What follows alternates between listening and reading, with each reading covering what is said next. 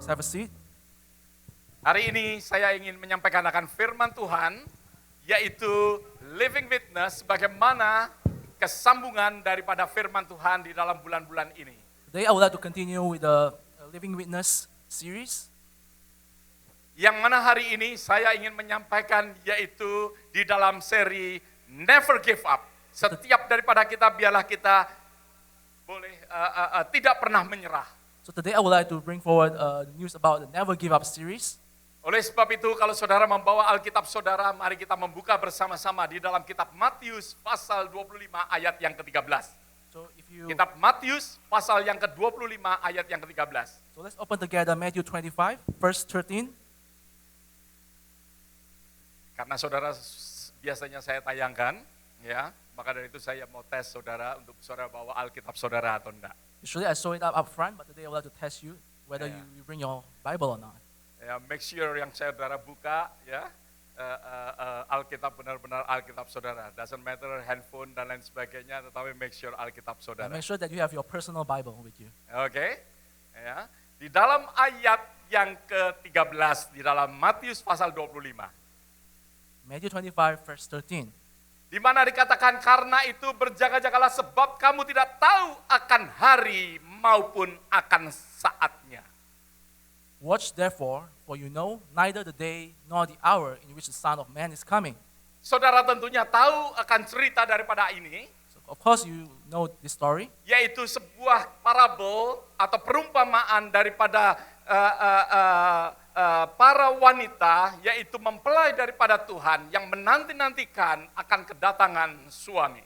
So this story is about the parable of the virgins who are waiting for the coming of their husbands. Di mana di dalam cerita ini digambarkan akan wanita yang bijaksana dan wanita yang bodoh. It was told in this story about the intelligent and the foolish women. Saudara dan saya perlu mengetahuinya karena saya tidak membahas akan hal ini, tetapi hal ini menjadi sesuatu reference di dalam firman Tuhan hari ini yang saya sampaikan. So we are going to discuss this, but we need to understand this because it's become a reference for the things that we are going to discuss today. Bahwa kita sebagai mempelai daripada Tuhan, gereja Tuhan sebagai mempelai daripada Tuhan, We as the bride, as God Himself, Tuhan memerintahkan kepada kita untuk kita selalu berjaga-jaga. God want us to keep watch. Bagaimana kehidupan kita? How our lives. Last week istri saya menyampaikan akan firman Tuhan bagaimana kita menanggalkan segala beban kita karena kita ada di dalam pertandingan. Last week, my wife told about the sermon, the word of God, about how we took off all the sins of the Menanggalkan akan worry. dosa kita, menanggalkan akan worryan kita menanggalkan akan kemalasan kita, Get rid of kita all- menanggalkan akan tang kita. Get rid of all this sin, worry, laziness. Kita perlu untuk menanggalkan semuanya dan be ready. We need to take this all off and be ready. Bahkan di dalam ayat ini pun mengajarkan kepada kita bahwa karena itu berjaga-jagalah. And even in this verse, therefore, keep watch. Setiap daripada kita perlu untuk berjaga-jaga. Each and every one of us need to keep watch. Jangan sampai kita tidak waspada. Kapan kedatangan daripada mempelai yang kita nanti-nantikan. Let us be vigilant of the coming of the bridegroom that we have been waiting for. Di dalam kitab Matius pasal 25 ayat yang ke-30. In Matthew 25, verse 30, Saudara juga ini sebagai reference firman Tuhan hari ini. so this is the reference for today's sermon also. Yang mana firman Tuhan mengatakan bahwa dan campakkanlah hamba yang tidak berguna itu ke dalam kegelapan yang paling gelap. Di sanalah akan terdapat ratap dan kertak gigi. And cast the unprofitable servant into the outer darkness. There will be weeping and gnashing of teeth. Bahwa firman Tuhan di dalam ayat ini, di dalam seorang tuan yang akan bepergian dikatakan di dalam firman Tuhan. In which case, in this sermon, there's about a master who is going to go away, Yang memberikan kepada hambanya 5 talenta, 2 talenta, dan 1 talenta. who give to his servants 5, 2, and 1 talent. Di dalam firman ini tidak ada satupun ayat yang mengatakan tidak diberikan talenta. In this particular verses, there's not mention in which the talent is not given away. Meskipun mereka di dalam keadaan yang berbeda-beda. Even though they are in different conditions, Ada yang menerima 5, ada yang menerima 2, ada yang menerima 1. there's one who receive 5, one receive 2, Tetapi and another one setiap receive 1. daripada mereka menerima akan talenta. But each and every one of them receive talents. Nah, di dalam ayat yang ke-30, firman ini mengatakan bahwa campakkanlah hamba yang tidak berguna itu ke dalam kegelapan. Now in this verse 30 it says, cast the unprofitable servant into the outer darkness. Ayat ini menyatakan kepada kita bahwa ada sesuatu tanggung jawab dan ada sesuatu accountability yang kita harus berikan kepada Tuhan. This particular verse told us about the responsibility and accountability that we have to deliver to God, Di mana setiap daripada kita, in which each and every one of us, Tuhan kita yang akan datang akan menanyakan berapa banyak kita melipat gandakan. our Master will come and ask, how much have we multiplied? Di dalam Living Witness saya ingin menyampaikan kepada semua jemaat bahwa Tuhan memberikan talenta kepada kita dan bagaimana kita hidup melipat gandakan akan talenta itu menjadi sesuatu kesaksian di dalam kehidupan kita. This Living Witness series, I would like to inform all of us here how we can multiply and become a living testimony for all of us here. 2 minggu yang lalu pada saat saya menyampaikan akan firman Tuhan, tentunya saudara ingat apa yang saya katakan. A couple of weeks ago, when I delivered the word of God, of course you remember what I told. Seperti apa yang dikatakan di dalam kitab Revelation. It was mentioned in the book of Revelation. Revelation chapter 12 verse 11. So in chapter 12 verse 11, Yang mengatakan bahwa iblis dikalahkan melalui apa saudara? that the evil was defeated through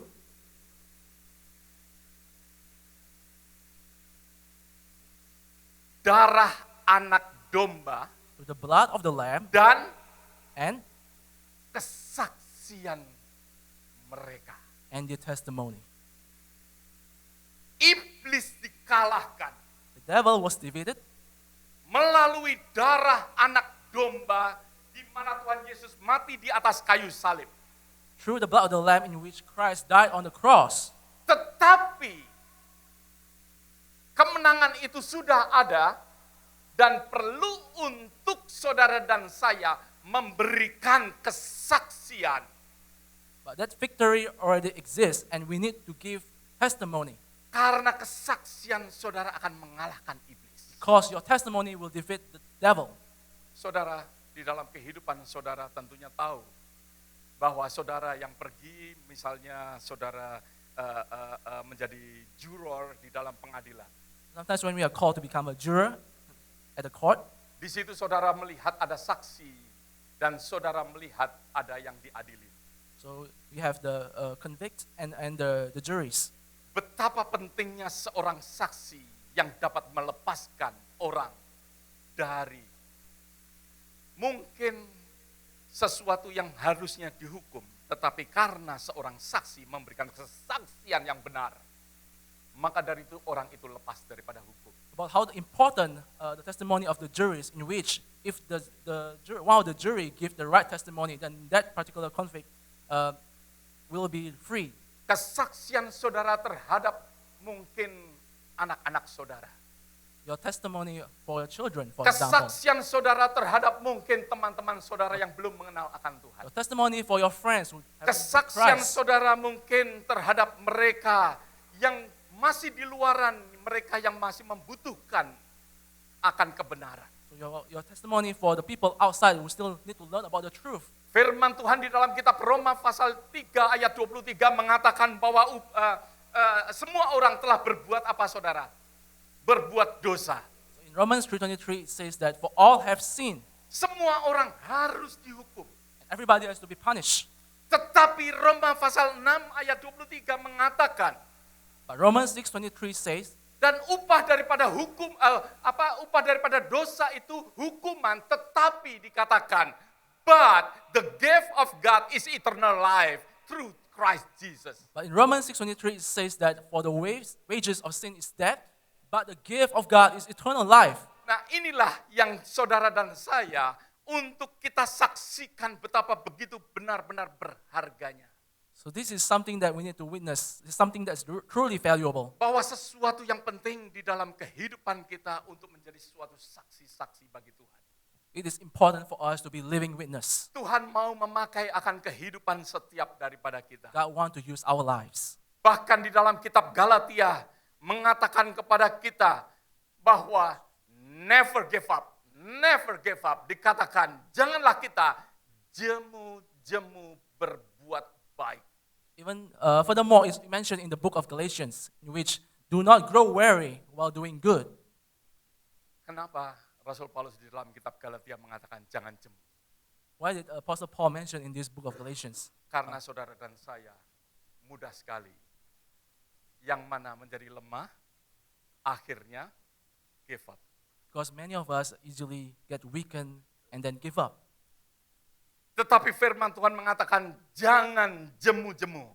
But the word of God says, do not grow weary. Berarti never give up, never weary dikatakan.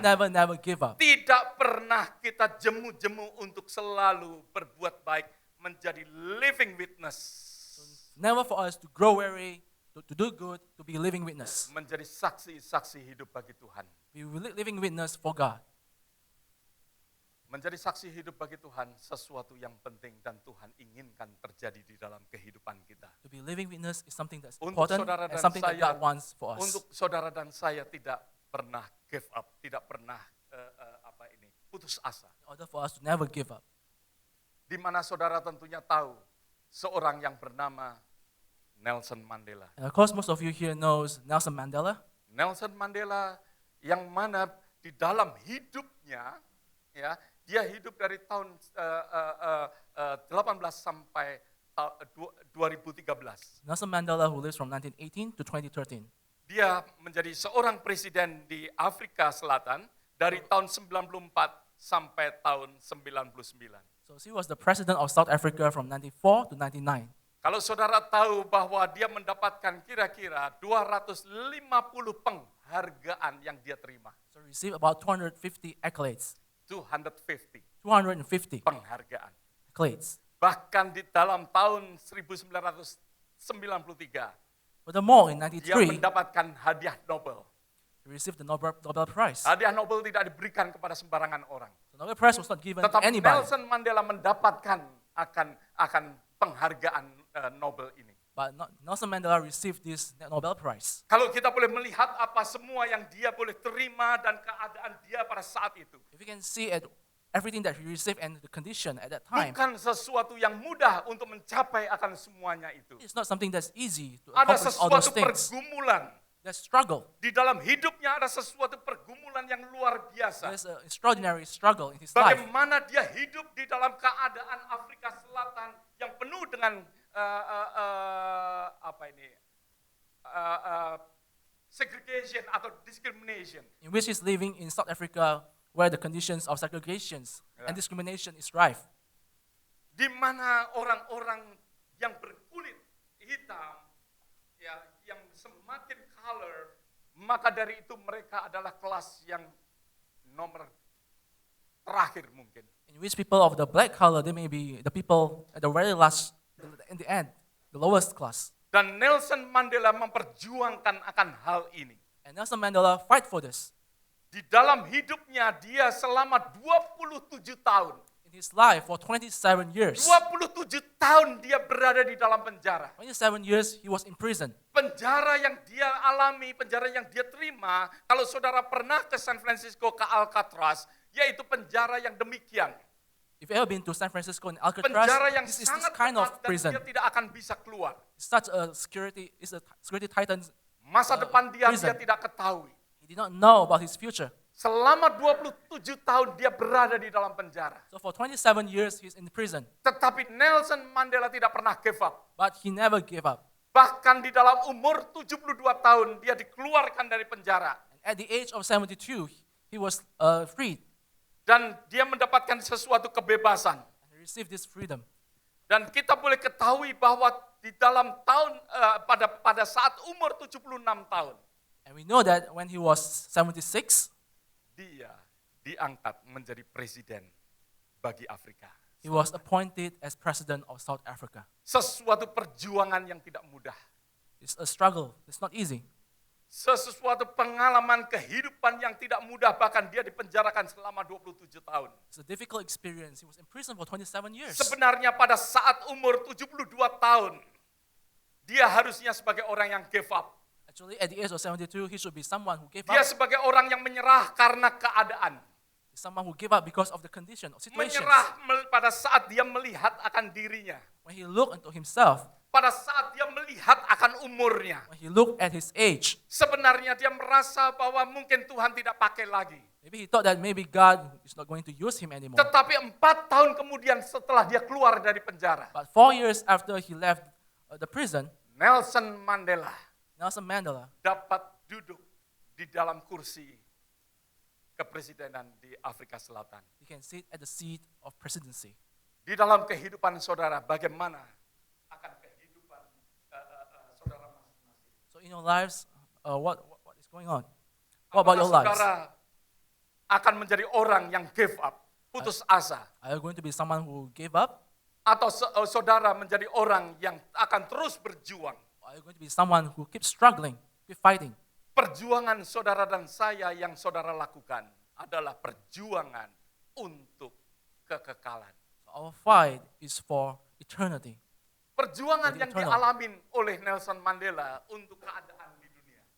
The struggle that Nelson Mandela had is for the condition Tetapi in the world. menjadi saksi bagi Tuhan. But for someone, in order for someone to become a living witness, Menyaksikan bahwa kasih karunia daripada Tuhan. to witness the grace of Yang God, seharusnya manusia biasa, tetapi karena kasih karunia. in which case is to be for ordinary people, but because of the grace of God, Manusia boleh diselamatkan. that mankind can be saved. Kalau saudara ingat akan sesuatu pengadilan. Remember the court, the trial, Maka dari itu seorang saksi penting sekali. then you know that juries are important. Dan firman Tuhan menyatakan bahwa saudara menjadi saksi, di situ akan membebaskan. And the word of God said, if you are a living witness, then you will free. Bahkan hari ini pun melalui pujian yang tadi kita nyanyikan. Even today, through the praise and worship that we bring up earlier, Bahwa roh Tuhan turut bekerja. the Holy Spirit is Roma working. pasal 8 ayat yang ke-16 mengatakan bahwa roh turut bersaksi. Romans says that the Holy Spirit is a living witness, is a witness. Roh Kudus itu ikut bersaksi pada saat saudara memberikan kesaksian. That the Holy Spirit is giving this testimony when you are giving testimony. Perjuangan saudara adalah perjuangan yang bernilai abadi untuk seorang lain. That your struggle is something that has eternal value. Perjuangan yang kita lakukan adalah perjuangan untuk membawa orang, seperti Rehan Bongke katakan, membawa orang dengan mengosongkan neraka dan membuat surga penuh. So the struggle that we are fighting is something similar to, basically we are trying to empty hell and get people to heaven. Tuhan mau untuk setiap daripada kita menyadarin akan hal ini. God want all of us to understand this. Sebagai saksi-saksi daripada Kristus, kita harus kuat. As a witness to Christ, we have to be strong. Karena firman Tuhan mengatakan bahwa kita dapat menjadi lemah. Because the word of God says we can be weakened. Kalau kita menjadi lemah, kita akan give up. And if we are weakened and weary, then we will give up. We will give Tetapi up. Tuhan mengajar kepada kita untuk kita tidak menyerah hari ini. But today, the word of God taught us to not give up. Karena penugasan itu ada di dalam kehidupan kita. Because those responsibilities, accountability is in Tuhan our lives. memberikan tugas kepada kehidupan kita. God gives these responsibilities to us. Kadangkala kita mungkin lebih menyukai akan mendengarkan akan firman Tuhan yang ya boleh dikatakan seperti sesuatu yang wow dan lain sebagainya. Maybe sometimes we like to listen to the word of God that is like, wow. Tetapi bagaimana kehidupan ini? Pertanggungan jawab di akhir daripada kehidupan kita. But what about this life? What is our Sesuatu yang responsibility? penting This is something that's important untuk saudara dan saya pikirkan. for you and I to ruminate, Untuk think kita about, renungkan hari ini. for us to ponder, Untuk kita boleh belajar bersama-sama. for us to learn together.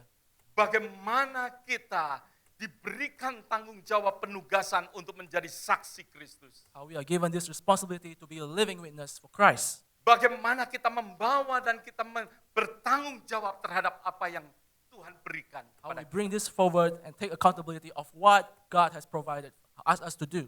Oleh sebab itu firman Tuhan katakan berjaga-jagalah.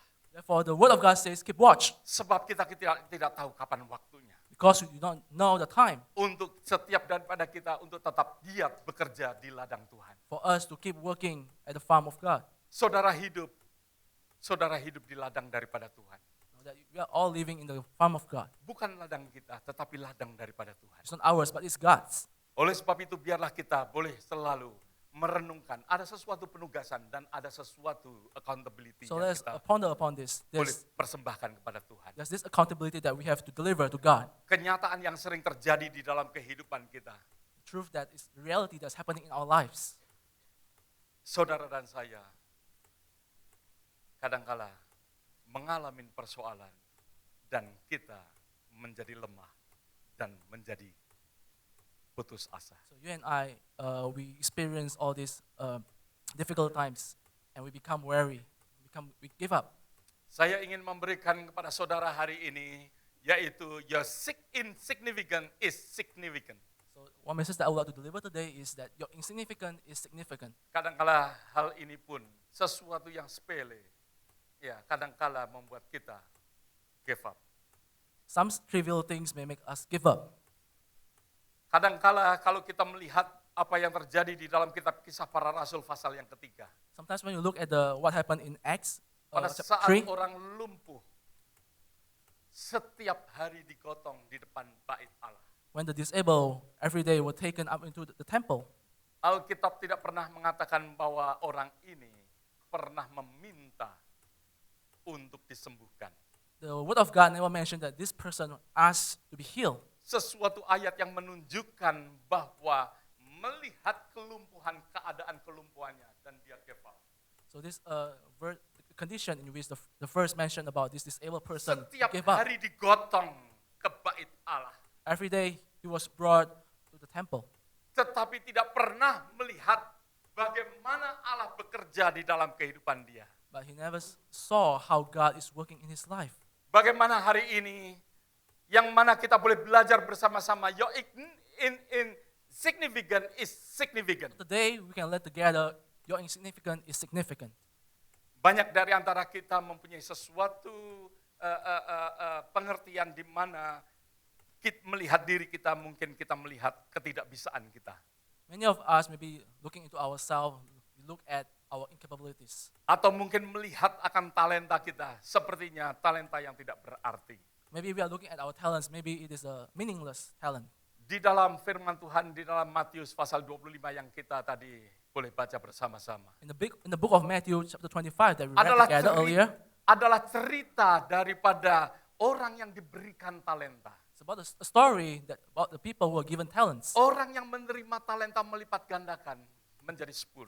People who receive these talents Yang multiply to diberikan 10. 2 dilipat gandakan menjadi 4. Who receive 2, they multiply to 4. Tetapi pada saat ada orang yang menerima 1 talenta, When there's this person who receive this 1 talent, mungkin dia melihat hal ini sesuatu hal yang gak berarti. maybe he look at this as this is something that is meaningless, Pada significant. saat mungkin seperti kita melihat diri kita.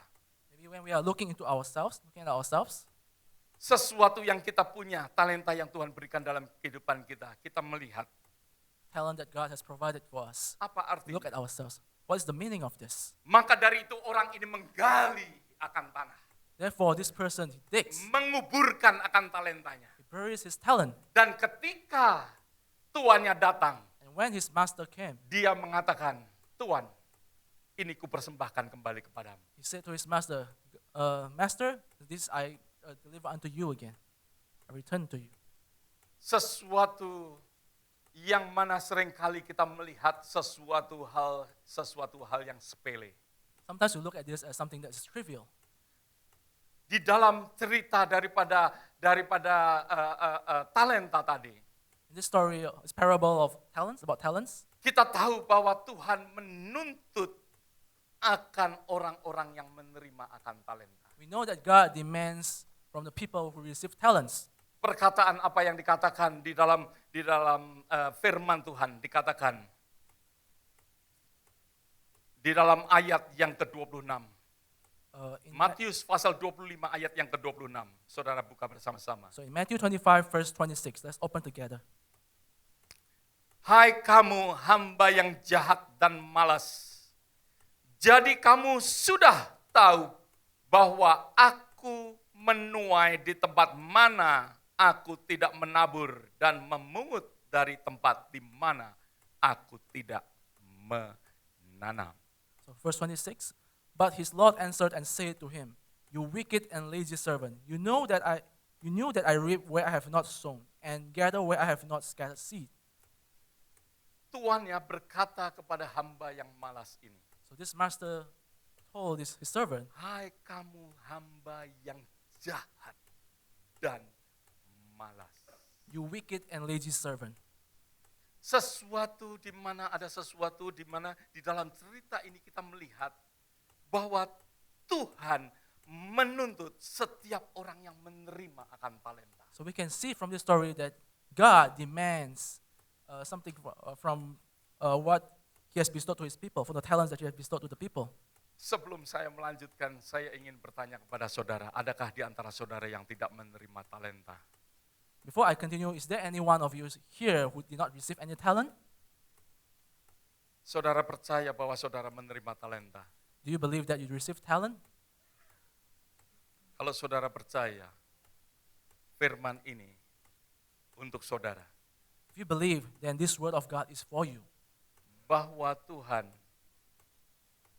akan meminta pertanggungan jawab terhadap talenta yang saudara punyai. That God will demand from you the accountability from the talent that you have received. Jangan melihat bahwa sesuatu yang sepele. Do not look at it as something that is trivial. Mungkin saudara nggak bisa berkhotbah di sini, Maybe you cannot preach here. mungkin saudara nggak bisa menyanyi, Maybe you cannot sing. mungkin saudara nggak bisa melakukan sesuatu, You cannot do something. mungkin saudara melihat saudara nggak pandai berbicara. Maybe you are not good at talking. Kalau kita boleh melihat apa yang ayat yang kita baca tadi, hai hamba yang jahat. You look at this verse, hey, you wicked servant. Sesuatu kejahatan pada saat kita tidak melipat gandakan akan talenta kita. It's a wickedness when we do not multiply our Merupakan talents. sesuatu yang jahat di mata daripada Tuhan. It's something that's evil in the eyes of God. Walaupun hanya satu, Even though there's only one, saudara dan saya tetap harus mengerjakannya. we still have to work on Berapa it. banyak katakan How amin? many say amen? Meskipun hanya satu, Even though there's only one, saudara dan saya tetap harus mengerjakan you and I still have to work on it. yang Tuhan percayakan kepada kita. Work on those that God has entrusted unto us. Manusia menganggap sesuatu hal yang sepele. The mankind consider this to be something that is trivial, Tetapi di mata daripada Tuhan, but in the eyes of God, semua talenta yang ada, yang diberikan, adalah talenta-talenta yang berharga. so all talents are precious.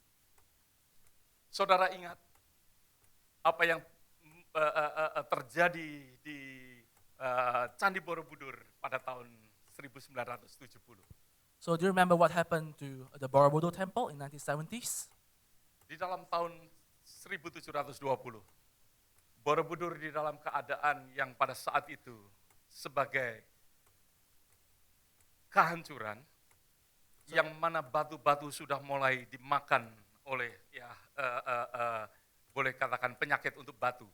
So during this time, there's this thing that is happening with Borobudur Temple in which the rock is broken down. It's damaged. Keadaan daripada Borobudur So the condition of tidak Borobudur seperti apa yang saudara lihat.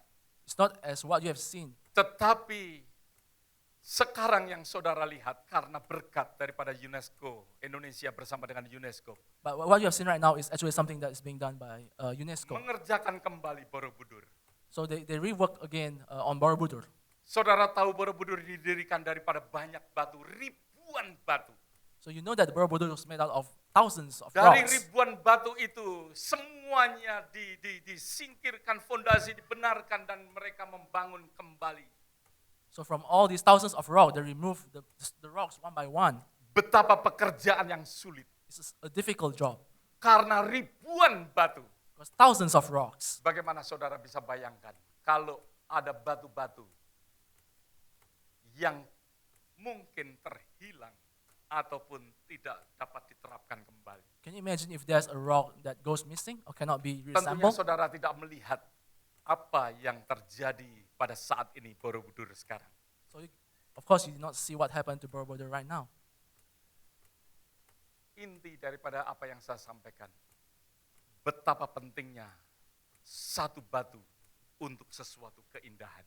So the key message of this story is that how important is a single rock for something beautiful. Di dalam 1 Petrus pasal yang kedua ayat yang kelima, In 1 Peter chapter 2 verse 5, saudara ingat akan ayat ini bahwa saudara dipergunakan sebagai batu-batu yang hidup untuk pembangunan akan rumah rohani. you remember from this verse that you're used as a living stones. Setiap talenta saudara merupakan batu-batu yang berharga. Each of your talent is a valuable stone. Sesuatu yang berharga ada di dalam kehidupan saudara. Something valuable is in your lives. Jangan melihat tidak berarti. You don't look at it as something that is Tetapi valuable. setiap yang ada meskipun hanya satu batu, Even though it is only one stone. sangat berarti untuk pembangunan akan rumah rohani bagi Tuhan. It's important to build the spiritual Saudara house. sangat berarti. You are truly valuable. Sebelah saudara sangat berarti. The one beside you is valuable. Sebelah kiri, sebelah kanan saudara sangat Your berharga. left and to the right are truly Depan valuable. saudara, belakang saudara sangat Front berharga. and the back of you.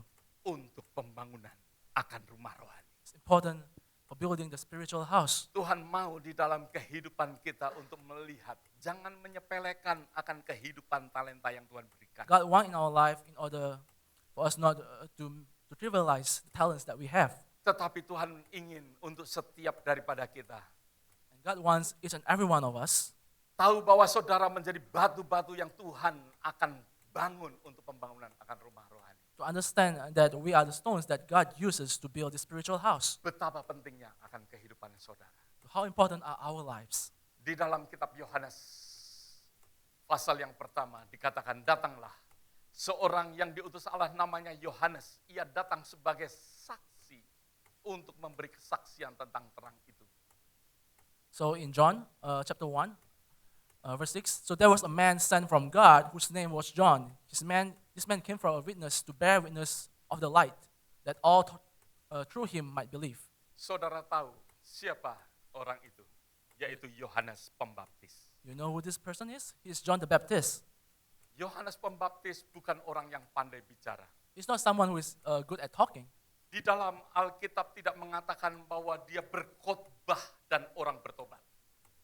It was not mentioned in the Bible that he preaching and people were on fire. Pelayanan dia, kesaksian dia hanya pendek sekali. So his ministry is very short actually. Di mana dia berjalan, dia hanya mengatakan, bertobatlah, kerajaan Allah sudah dekat. Whenever he just came by, he said, repent, and because the kingdom of heaven is coming. Setiap dia bertemu dengan orang, dia hanya mengatakan, bertobatlah, kerajaan Allah sudah dekat. And every time he met a person, he just said, repent, for the kingdom of God is near. Sesuatu yang pendek. Something that is very short. Kehidupan daripada Yohanes orang yang aneh. So living of this John the Baptist is Kalau something that's menurut weird, saya. according to me. Kenapa? Karena makanannya belalang, Because he ate grasshoppers, madu, honey, pakai kulit. Ya sekarang jaket kulit, tetapi dulu aneh saudara. so he used this animal's fur Ya. as clothing. Tetapi meskipun Tuhan hanya suruh untuk menyatakan akan kerajaan Tuhan sudah dekat. Even though God only asked him to declare that the kingdom of heaven is Firman near, Tuhan mengatakan bahwa dia menjadi jalan akan kedatangan daripada Yesus. the word of God says that he become the road paver for the coming of Christ. Sepertinya sesuatu yang sepele. Looks like something that is trivial. Sepertinya hanya bisa mengatakan beberapa kata, that's it. Maybe he can only say only a few words. Tidak ada kata-kata yang lain di dalam Alkitab yang diucapkan oleh Yohanes So Pembaptis. there are no other words that was mentioned by John the Baptist in the Bible, Kecuali dia membaptiskan akan banyak orang. with the exception that he was baptizing many people. Tetapi perkataan dia hanya But his word, Bertobatlah, kerajaan Allah sudah dekat. but the things that he mentioned is only repent, for the kingdom of heaven is near. Kalau kita boleh melihat akan hal ini, kita melihat bahwa Yohanes tidak menyia-nyiakan, tidak menyepelekan apa yang Tuhan berikan di dalam hidupnya. If we can look at this, John the Baptist did not trivialize the talents that he received from God. Oleh sebab itu, biarlah di dalam kehidupan kita boleh menyadarin seperti apa yang dikatakan oleh Mother Teresa yang mengatakan, aku hanya sekedar pensil yang kecil, dikatakan. Mother Teresa bukan seorang yang tinggi, gagah, dia seorang yang kecil. Therefore, in our lives, we need to be remember Mother Teresa, in which she says that I'm a little pencil. Dia katakan bahwa aku hanya sekedar pensel yang kecil. She said that she's just a little pencil. Tetapi di tangan daripada siapa? Di tangan daripada Allah. But in the hand of a writing God. Yang mana pada saat ini Allah menuliskan love letter kepada seluruh dunia. In which God is sending a love letter to the world. Saya percaya love letter itu masih ada dan Tuhan ingin untuk saudara saya sampaikan. I believe that love letter still exists. Tuhan to menuliskan deliver. melalui kehidupan saudara untuk menjadi saksi-saksi. God wrote this through our lives, and He Love wants letter us to melalui become the kehidupan witness. saudara. Love letter through our lives. Tuhan pada saat ini menuliskan karena itu adalah hati daripada Allah. God right now is writing this love letter because it's the Supaya heart of God. semua manusia boleh menerima kasih karunia Tuhan. That all mankind can receive the grace of God. Yaitu kasih karunia di mana melalui Yesus Kristus manusia diselamatkan. The grace in which through Jesus Christ, the mankind Bahkan being saved. Alkitab mengatakan tidak ada di bawah kolong langit ini nama yang lain, hanya Yesus Kristus. There's nothing under the sky better than Jesus. Dan itulah yang saudara dan saya untuk pergi dan menyaksikan bagi banyak orang. And that is something that we need to go and witness, become a living witness for everybody.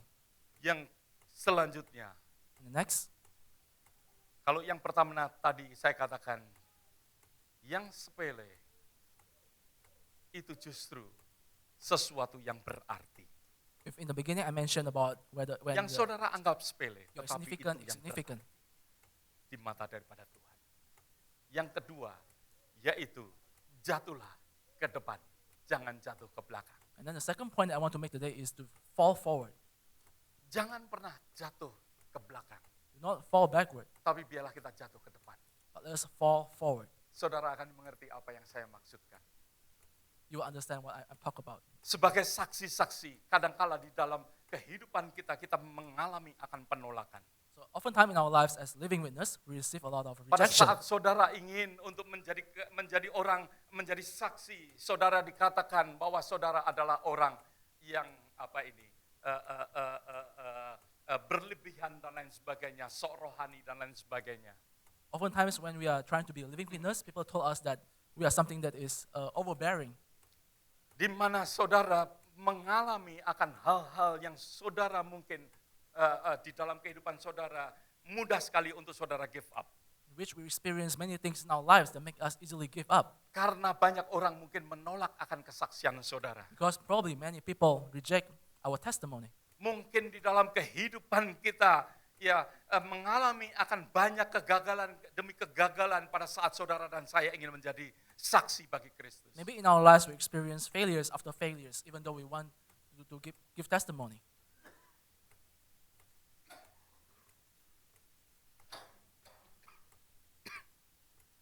Atau bahkan di dalam kehidupan kita pun mengalami akan tindakan-tindakan yang salah. Maybe in our lives we experience these actions. Mungkin full of sesuatu mistakes. tindakan yang mana kita berjalan di dalam kekeliruan. Or we experience this action in which we walk through a thing that's not right. Kita mengalami sesuatu kegagalan di dalam kehidupan kita. We experience failures in our lives. Kita tidak hanya tersandung karena kita ditolak oleh orang lain. We do not only slip because we are rejected by other people. Kadang-kala kita tersandung maybe karena kesalahan daripada kita. Sometimes we slip because of our own mistakes. Kadang-kala membuat kita ini terjatuh. Sometimes it makes us fall down. Tetapi biarlah kita jatuh ke depan. Maksud saya, biarlah kita melihat bagaimana seorang yang bernama Petrus. But for us to fall forward, let us look into the life of Peter. Petrus seorang yang mengalami, sebagai murid Tuhan, mengalami banyak sekali kegagalan. So Peter, as somebody who experienced a lot of failures, Bahkan firman Tuhan mengatakan bahwa dia 3 kali menolak, ya, ataupun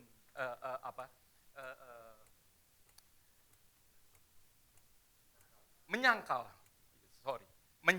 akan Tuhan. in the Word of God, it will mention that Peter actually denied God 3 times. Kalau kita boleh melihat bahwa sebenarnya Tuhan mungkin gak mau mempunyai partner seperti Petrus lagi. Maybe we can consider that God maybe do not want a partner like Peter. Tapi saudara boleh lihat apa yang dikatakan di dalam kitab Yohanes pasal 21. But you can look in what is written in John chapter 21, Bagaimana Tuhan masih menghampiri akan Petrus. in which case Jesus still approached Peter. Ayat yang mengatakan, "Hai Petrus, apakah engkau mengasihi aku?" The verse of God which says, "Hi Peter, do you love me?" Yesus masih mengulurkan tangan. Jesus still extend his hand. Mungkin Tuhan tidak, kalau di dalam kehidupan kita nggak sama seperti Tuhan. Maybe in our lives we are not similar to God. Kita mungkin tidak mau mempunyai seorang teman sekerja yang demikian. Maybe we do not want to have a partner like Teman Peter, sekerja yang gagal berulang-ulang kali. a partner who failed several times. Bagaimana bisa mempercayai seorang yang demikian How can we trust somebody like this untuk sesuatu pekerjaan yang besar? for this big work? Tetapi Tuhan kita adalah Tuhan yang maha tahu. But our God is a God Dan who knows Tuhan everything. kita adalah Tuhan yang baik di dalam kehidupan saudara dan saya. But our God is someone who is good in our life. Kadangkala kita mengalami kegagalan. Sometimes we experience Seperti failures Petrus mengalami kegagalan. the way that Peter experienced failures, Menyangkal 3 kali. denying 3 times. Dia ingin kembali menjadi nelayan. He wants to return as a fisherman Sampai Tuhan menghampirin dia lagi. until God approached him again. Petrus, apakah engkau mengasihi aku? Peter, do you love me? Petrus menjawab, "Ya Tuhan, engkau tahu bahwa aku mengasihi akan engkau." And Peter says, "Yes, Lord, you know I love you." Pada saat Petrus bertobat, When Peter repent, kehidupan, bagaimana kegagalan dia, Tuhan jadikan sesuatu yang berhasil di dalam kitab Kisah Para Rasul. his life, his failures was made into something that is successful in the book of Bagaimana dia Acts, berkhotbah 300 orang bertobat.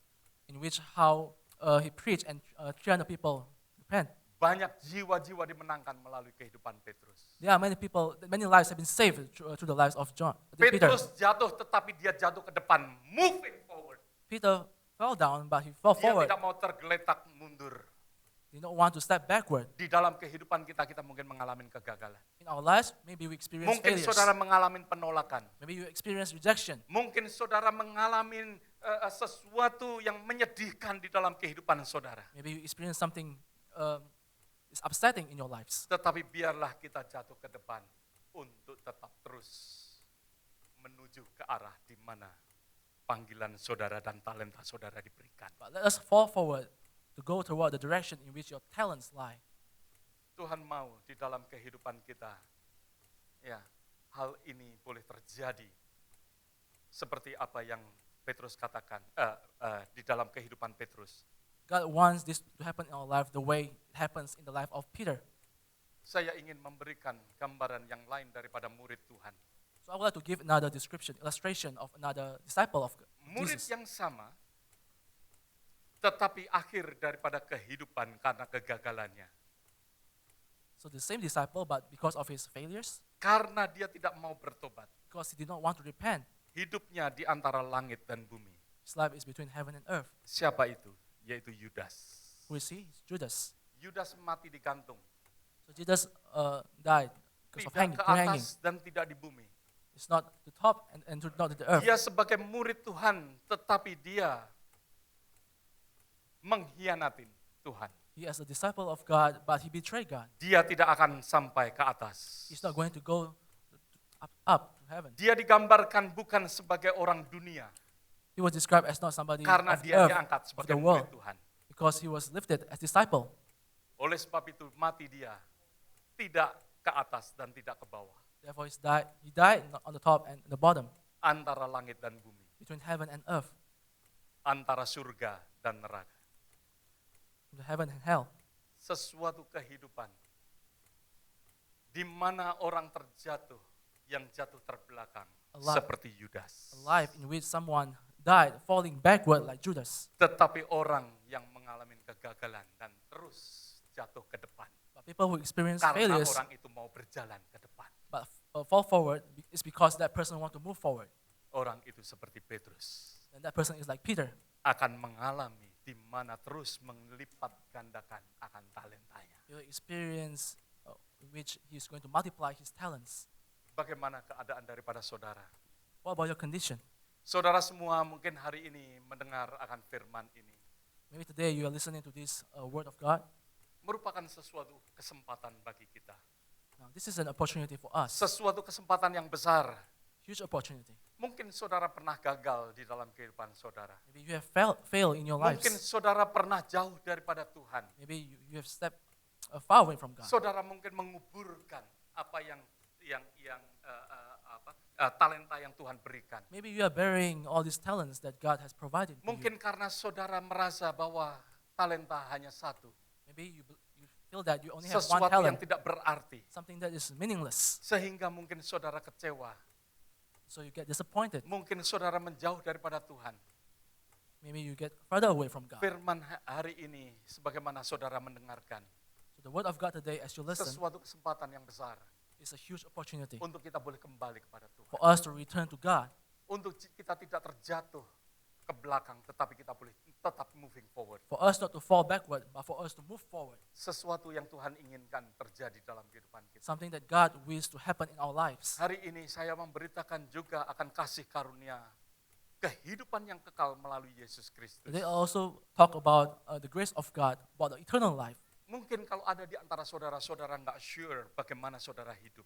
Maybe some of you, I'm not sure how Karena you saudara live. mungkin sudah menjauh daripada Tuhan. Maybe you are stepping further away from God. Hati saudara sudah menjauh daripada Tuhan. Your heart has stepped away from God. Saat untuk kita kembali kepada Tuhan karena firman Tuhan katakan kepada mempelainya untuk berjaga-jaga.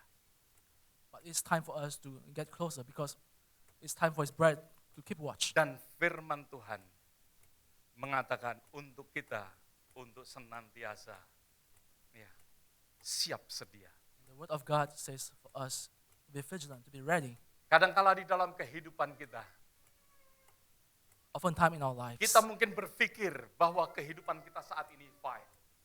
you may think that our lives currently Charles fine. Spurgeon mengatakan, you may think you can live fine without Christ, but you cannot afford to die without Him.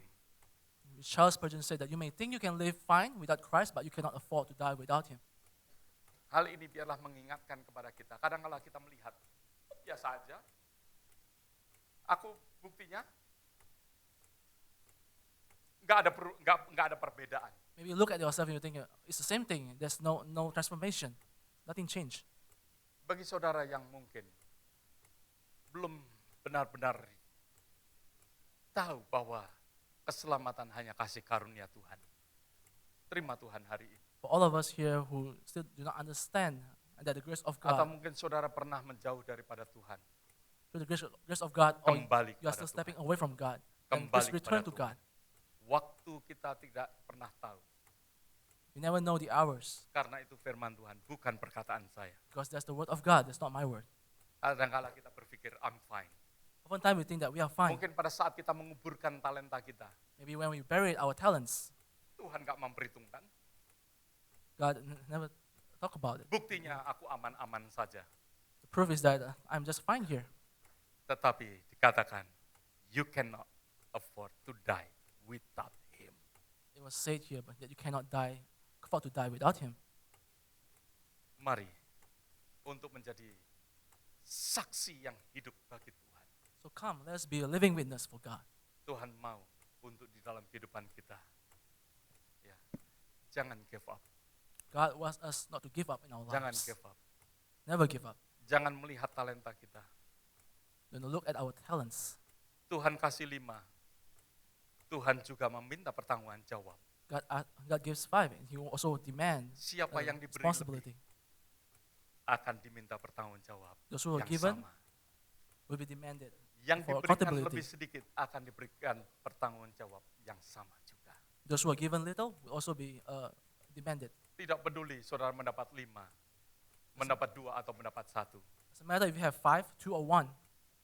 Kita tetap mempertanggungjawabkan apa yang saudara dan saya terima. We need to be accountable for what we receive. Mari kita berdoa So bersama-sama. let's pray together. Bapa, kami mengucap syukur untuk